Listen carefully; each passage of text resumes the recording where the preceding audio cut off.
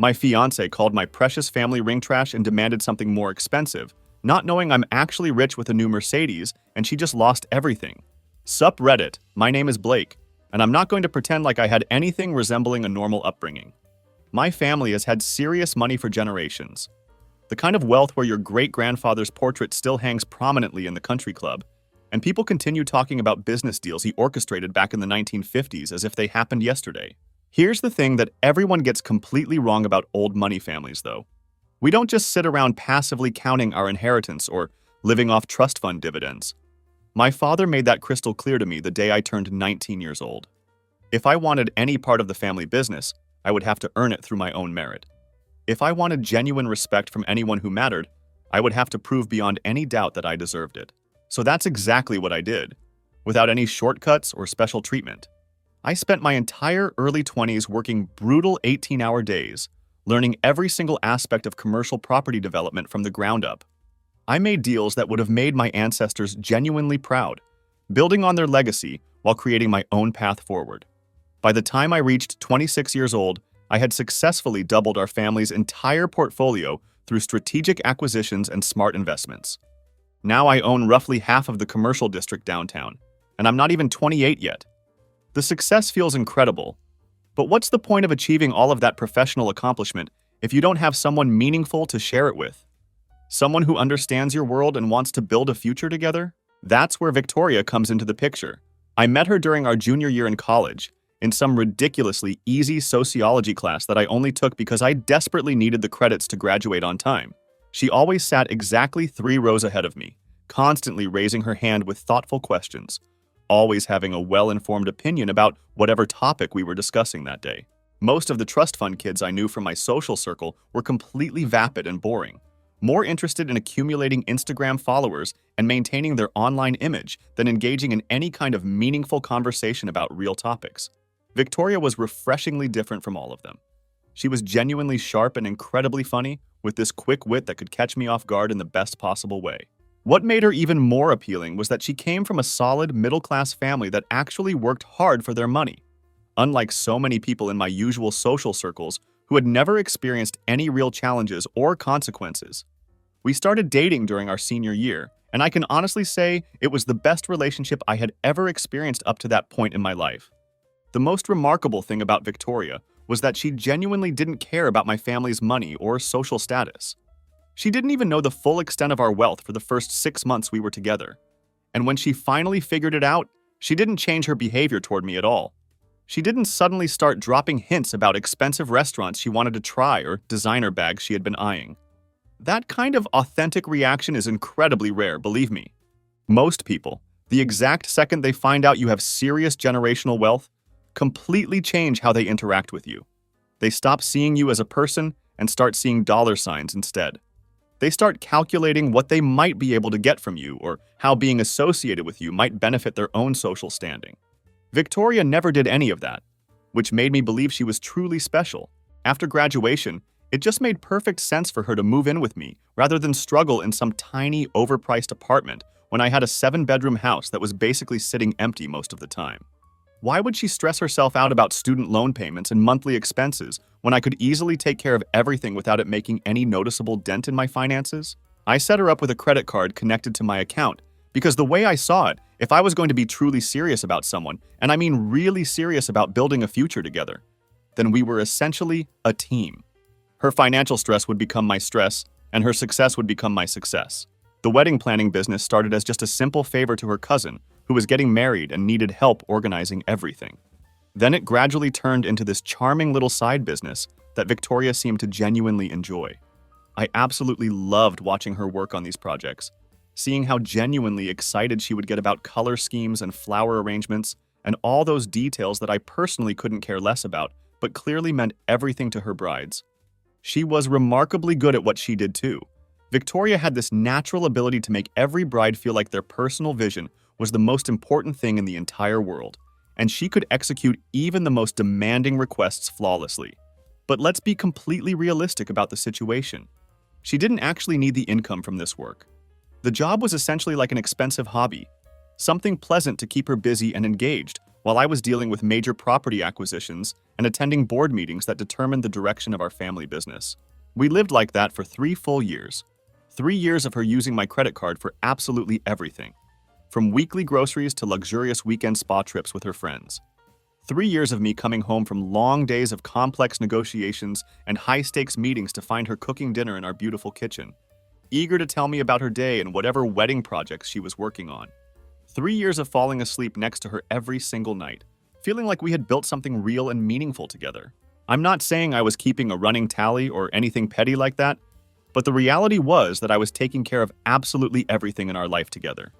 I covered all the utilities, her health insurance premiums, car payments, and even sent substantial amounts of money to her parents when her father had that serious stroke last year that left the family struggling with medical bills they couldn't afford. Did she appreciate everything I was doing for her and her family? I genuinely thought she did at the time. She would always thank me sincerely whenever I handled a major expense or solved a problem for her.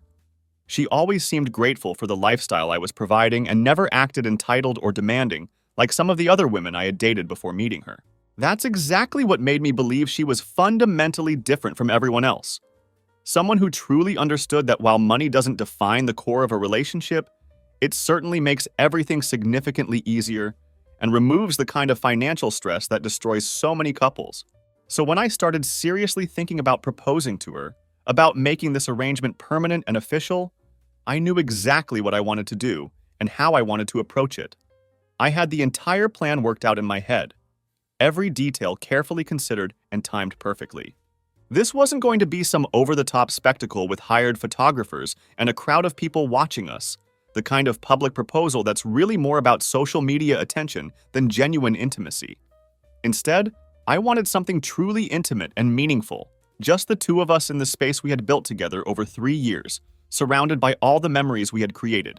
I figured she would immediately understand the deeper significance of what I was doing and appreciate being invited to join a family legacy that stretched back for generations. Looking back now, I realize how incredibly naive I was to think that someone who had been living off my money for 3 years would prioritize sentiment and meaning over the size and flashiness of a ring. How completely wrong I was about what really mattered to her. Hey there, I'm Victoria, and I want to give you my side of what happened that night. I wasn't thinking about proposals at all when everything went down. Why would I be?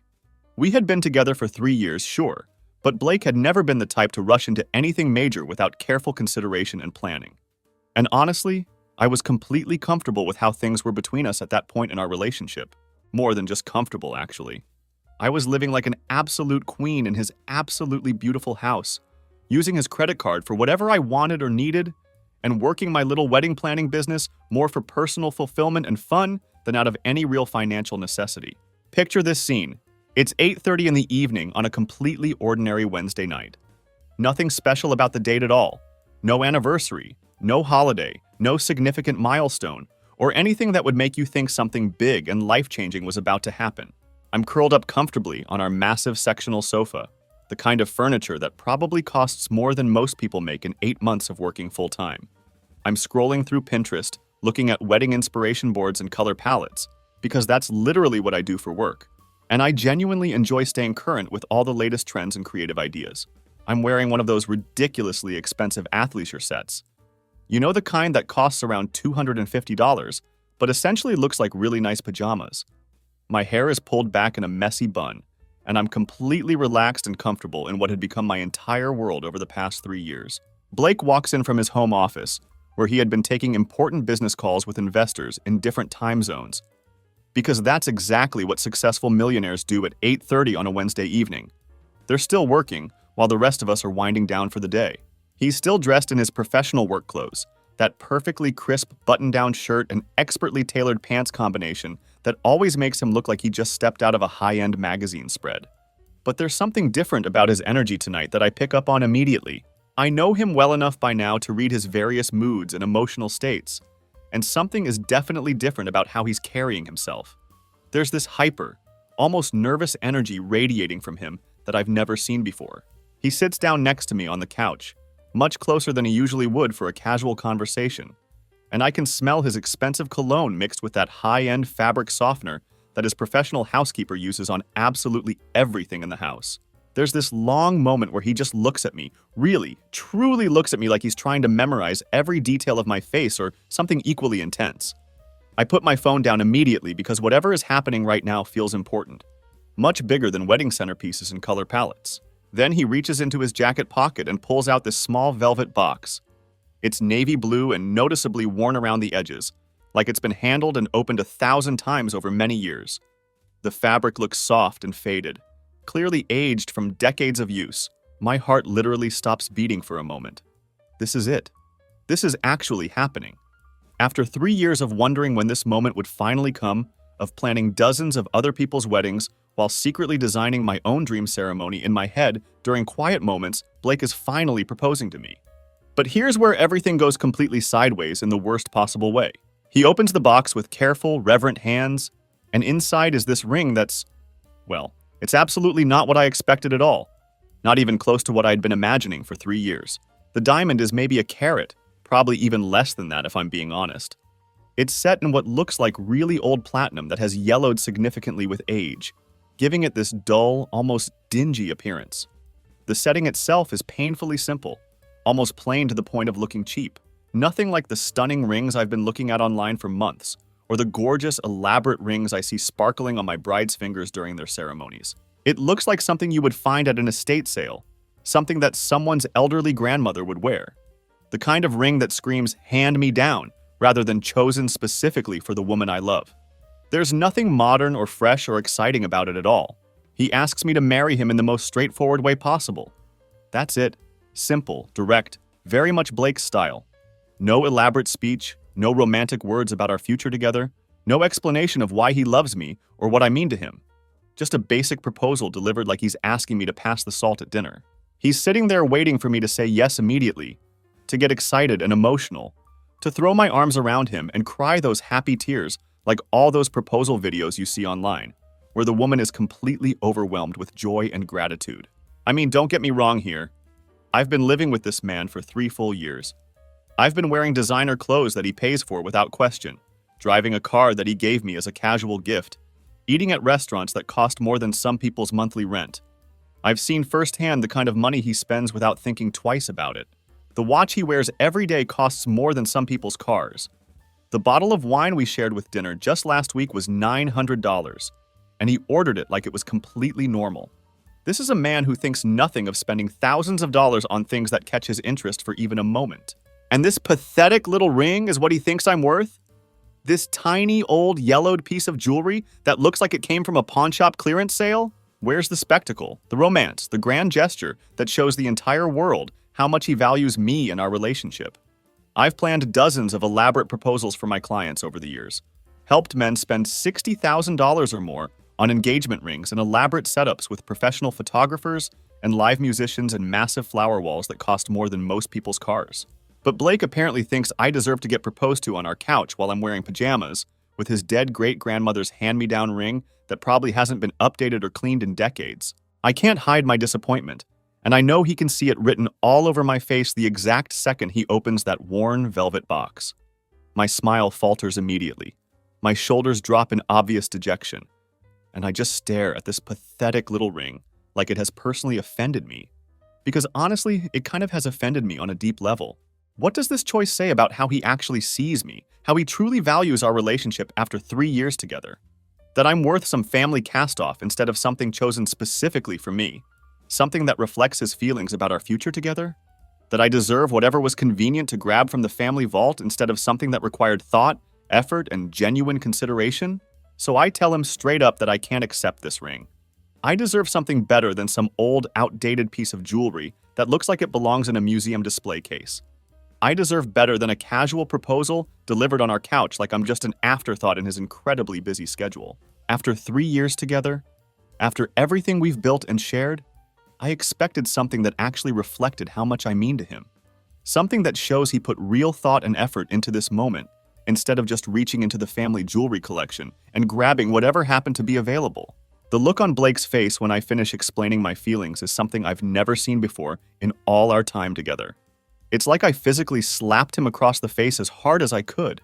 His entire expression just shuts down completely, goes absolutely cold in a way that makes my stomach drop with sudden dread. This is a man who never loses his temper about anything, who handles million-dollar business deals with ice water running through his veins, who stays calm and collected even under the most intense pressure.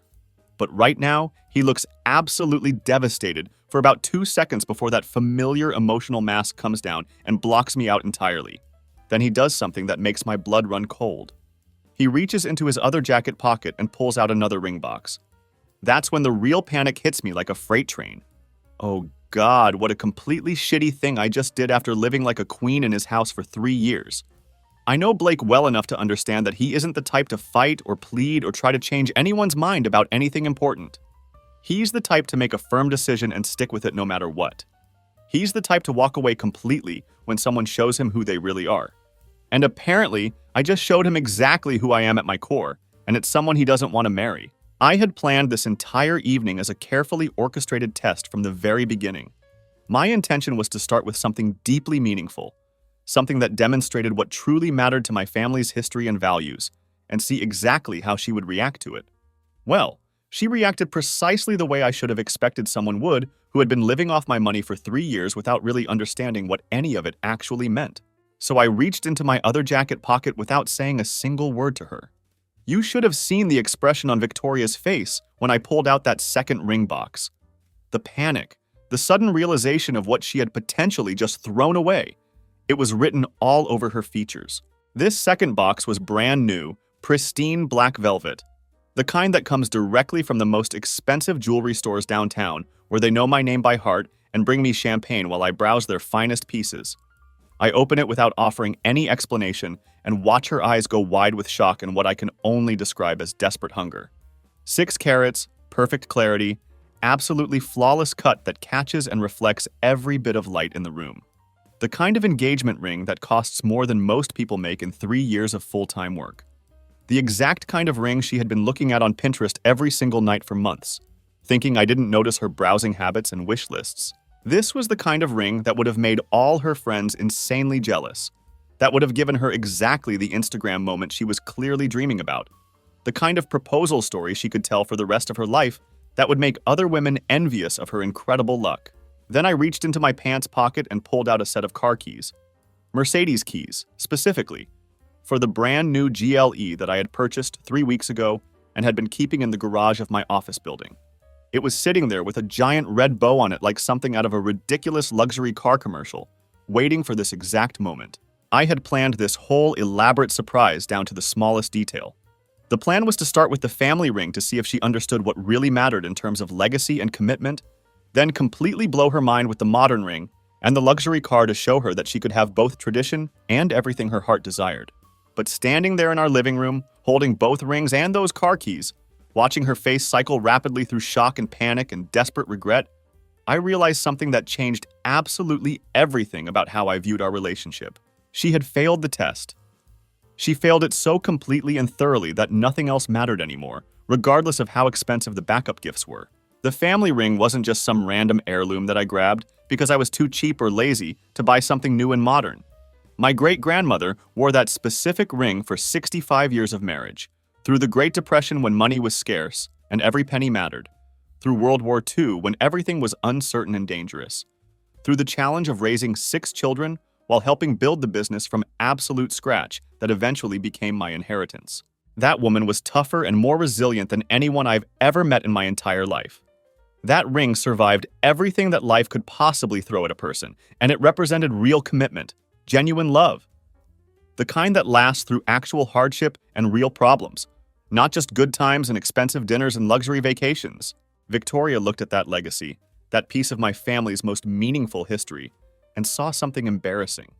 She looked at a tangible representation of my family's values and traditions and decided it wasn't good enough for her social media posts. She dismissed decades of love and commitment because it didn't sparkle enough for her friends to be impressed. What did that tell me about how she would handle real problems in our marriage? What would happen when business got tough and profits dropped? When we faced actual challenges that couldn't be solved by throwing money at them? When life inevitably stopped being just about spending my money on whatever made her happy in the moment? She started talking then, frantically trying to backtrack and undo what had just happened. Her voice was getting higher and more desperate with every word as she tried to explain that she didn't understand the significance, that she was sorry for her reaction, that of course she would marry me if I gave her the bigger, more expensive ring instead. She was reaching desperately for the 6-carat ring, like she could somehow undo what had just transpired. Like saying yes to the expensive ring would completely erase the fact that she had just shown me her true character when it mattered most. But you can't unsay something like that. You can't take back the moment when someone asks you to choose between sentiment and size, between meaning and money, and you pick the superficial option every single time without any hesitation. That moment told me absolutely everything I needed to know about who Victoria really was underneath all that gratitude and sweetness she had been showing me for 3 years. It revealed what actually mattered to her when the facade was stripped away. I put both rings back in my pockets calmly, kept the car keys in my hand for a few seconds longer, just so she could really absorb and understand what she had lost through her reaction. Then I pocketed those too while she continued talking, making increasingly frantic excuses and trying to explain away what had just happened like it was some kind of misunderstanding instead of her revealing exactly what mattered most to her. Then I walked out of that house. I didn't say another word to her, didn't look back even once, just walked straight out the front door and got in my car. I could hear her calling my name from inside the house, her voice carrying through the windows, but I was completely done listening to anything she had to say. I drove straight to my office and called Margaret, my personal assistant who has been with my family for 18 years. I told her I needed her to handle something personal and urgent, and that I needed it done immediately without any questions asked. First priority, revoke all of Victoria's credit card access immediately. Second, arrange for professional movers to pack all of her belongings and have them out of my house by tomorrow morning. Third, book her a hotel room for 1 week. That's more generosity than she deserves after what just happened, but I'm not completely heartless, despite what she probably thinks of me right now. Margaret has been handling sensitive family situations for nearly 2 decades. She knows exactly how to manage delicate circumstances without asking unnecessary questions or making the situation more complicated than it needs to be. Within 3 hours of my phone call, everything was set in motion with military precision. Victoria's credit cards were canceled, professional movers were scheduled for first thing in the morning, and she had a prepaid hotel room waiting for her whenever she needed it. I also called building security at both my office complex and my residential building. Victoria was no longer authorized to enter either property under any circumstances. Her access cards would be deactivated immediately, and if she showed up causing problems or trying to force her way in, they were instructed to escort her off the property without discussion. Did I feel bad about any of this? For about 5 minutes, maybe. But then I remembered the look on her face when she saw that family ring, the immediate disappointment, the obvious entitlement in her voice when she told me she deserved better than something that represented 4 generations of my family's history. That woman had been living in my house for 3 years, spending my money without any limits or restrictions, planning other people's weddings as a hobby while I supported her entire lifestyle without complaint. And when it came time for the most important moment in our relationship, she couldn't even pretend to appreciate something that meant everything to my family's legacy.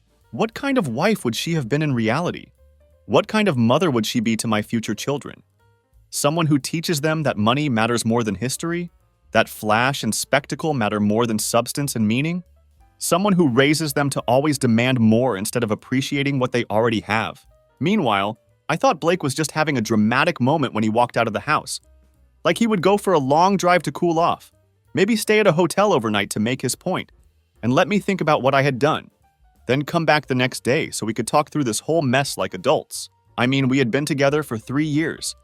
You don't just throw away that kind of history over one fight about a ring, right?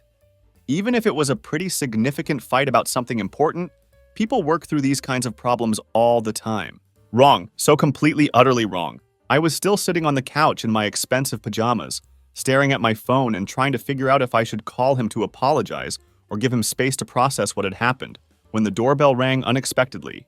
It was maybe an hour and a half after Blake had stormed out, and I was thinking, thank God he came back. We can fix this situation and move forward.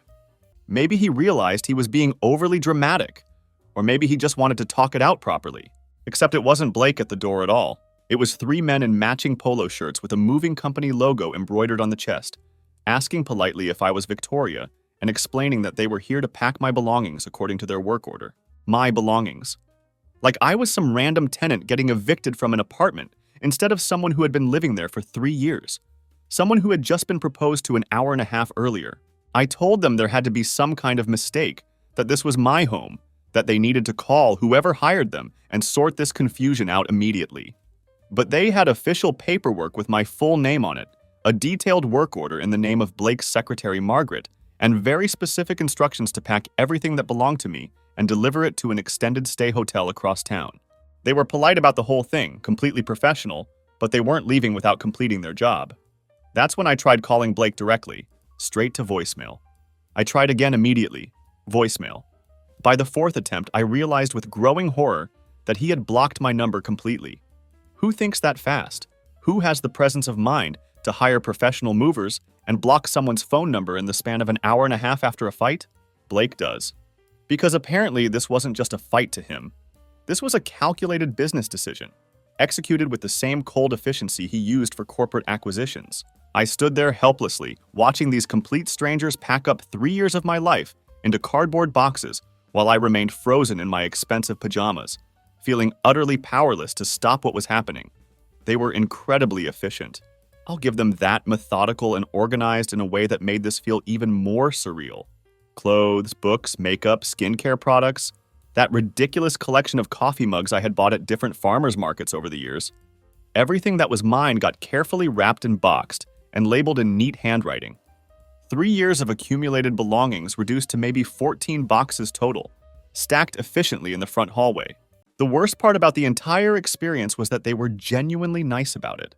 They asked if I wanted to pack personal items myself, offered to be extra careful with fragile things, treated me like I was a normal person going through a normal move instead of someone getting thrown out of their home with absolutely no warning or preparation. I almost wished they had been rude or dismissive, so I could have had someone to be angry at besides myself. Instead, they were just doing their job professionally while my entire world collapsed around me. By the time they finished packing everything, it was getting dark outside. They handed me a hotel key card with my name printed on it and told me that my belongings would be delivered to the hotel whenever I was ready to receive them. Then they left, and I was standing alone in that big, beautiful house that had been my home for 3 years, knowing with absolute certainty that I would never be allowed back inside. I drove to the hotel in a complete daze, my mind struggling to process how quickly everything had changed. It was an extended stay place. Nothing fancy but clean and functional, the kind of place business travelers use when they're stuck in a city for a week and need something more substantial than a regular hotel room. There was an envelope waiting for me at the front desk with my name written on it in Margaret's precise handwriting. Inside, I found confirmation that the room was prepaid for exactly 7 days, and there was a brief, business-like note from Margaret explaining that my belongings would arrive whenever I called to arrange delivery, and that all my credit card access had been terminated effective immediately. 7 days. That's what 3 years of my life was apparently worth to Blake 1 week in a budget hotel room to figure out how to rebuild everything I had completely neglected while I was busy playing house with his money. When the boxes finally arrived a few hours later, I just sat on the generic hotel bed staring at them in shock. 14 boxes containing absolutely everything I owned in the world, stacked neatly in a room that probably cost $95 a night, paid for by the man who had just systematically erased me from his life in the span of 3 hours. I didn't even attempt to unpack that first night. I just ordered pizza and sat there trying to figure out what the hell I was supposed to do now with my life. Do you know what it's like to go from unlimited spending to checking your bank balance before buying coffee? To suddenly realize that your cute little wedding planning business that you treated like an enjoyable hobby doesn't actually make enough money to live on independently? That 3 years of not worrying about rent, health insurance, car payments, or any other basic adult responsibilities means you have absolutely no idea how to function when someone pulls the financial rug out from under you without warning. I tried everything I could think of to reach Blake and somehow fix this disaster. I called from different phone numbers, sent messages to multiple email addresses, even showed up at his office building the next morning thinking I could wait in the lobby until he had to face me and we could have an actual conversation about what had happened. Security wouldn't even let me into the elevator. They told me very politely that I wasn't authorized to be in the building anymore and suggested I leave immediately before they were forced to call the police. The security guard was professional, but firm. There was no room for negotiation or explanation. That's when it really hit me with devastating clarity. Blake hadn't just broken up with me in a moment of anger. He had systematically and methodically removed me from his entire world with the cold efficiency of someone canceling a subscription service they no longer needed. No second chances. No cooling off period where we could both think things over and potentially work things out. No opportunity to explain myself or apologize properly, or grovel my way back into his good graces by showing him I understood what I had done wrong. I was out completely, permanently, and professionally eliminated from his life. And honestly, after 3 years of living like a pampered princess while contributing basically nothing meaningful to the relationship except looking pretty and spending his money on whatever caught my attention, maybe I deserved exactly what I got. The reality of my situation became clearer and more terrifying with each passing day. I had become so accustomed to Blake handling every financial aspect of my life that I had no idea how much anything actually cost or how normal people managed to afford basic necessities. My wedding planning business brought in maybe $2,000 on a good month, and that was when I was working on multiple events. Most months, it was significantly less than that, and I had treated it more like fun money than actual income I needed to survive on. I had no savings because why would I need savings when Blake paid for everything? I had no real professional network outside of the wedding industry because I had never needed to build one. I had no backup plan because I had assumed this comfortable arrangement would continue indefinitely. The 7 days in that hotel room passed faster than I could have imagined. I spent most of the time applying for jobs I was completely unqualified for, trying to figure out how to afford even the most basic apartment, and coming to terms with the fact that I had thrown away the most secure and comfortable life I would probably ever have. All because I couldn't appreciate a family heirloom that represented 4 generations of love and commitment. All because I needed a ring that would look impressive on social media more than I needed to honor the man I claimed to love.